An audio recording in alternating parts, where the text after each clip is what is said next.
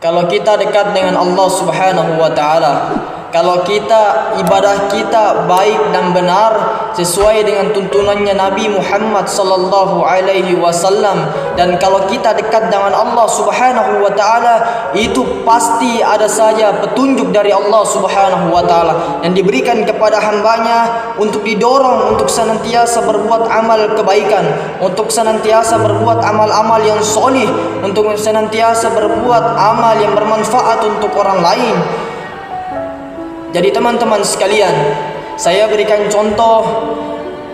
Kalau kita sedang santai pulang dari tempat kerja kita masing-masing, kita lagi santai, terus kita lagi sedang menonton TV, terus dalam TV tersebut ada tayangan-tayangan yang tidak wajib kita tonton, ada tayangan yang berbau maksiat kepada Allah Subhanahu wa taala, ada juga gambaran atau video yang di dalamnya mengandung pornografi. Terus di dalam diri kita ada dorongan untuk mengganti tayangan tersebut, untuk mengganti channel tersebut. Itu adalah pertanda Allah memberikan hidayah kepadamu. Karena mengapa demikian?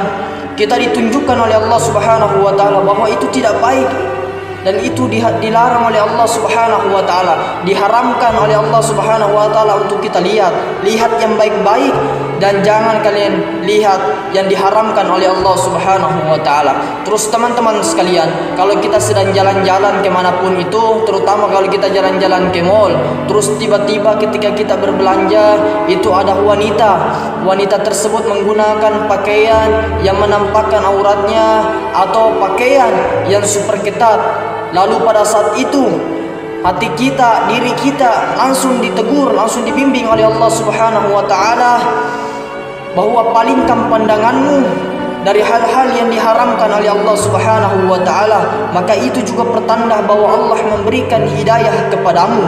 Terus teman-teman sekalian, kalau teman-teman sekalian melihat artikel-artikel di dalam internet, terus di artikel tersebut ada mengandung maksiat atau berbau pornografi, terus tiba-tiba mata kita ini melihat artikel tersebut, tiba-tiba kita palingkan, dan terus tiba-tiba teman-teman sekalian, mulut kita ini membaca artikel tersebut, tiba-tiba mulut kita berhenti untuk membaca artikel tersebut. Itu adalah pertanda bahwa Allah sayang kepadamu, bahwa itu Allah Subhanahu wa taala sedang memberikan hidayah kepadamu. Dan terus teman-teman sekalian, pada zaman era modern yang serba modern saat ini, dan pada zaman sekarang ini yang serba teknologinya super canggih, dan pada zaman sekarang ini yang super milenial teman-teman sekalian, di mana anak-anak kecil, di mana anak-anak kita semua sudah memegang HP, sudah menggunakan HP, sudah memiliki HP, tetapi mereka menyalahgunakan HP tersebut untuk melihat hal-hal yang diharamkan oleh Allah Subhanahu wa taala. Dan kita berikan contoh anak-anak kita melihat yaitu hal-hal yang berbau pornografi,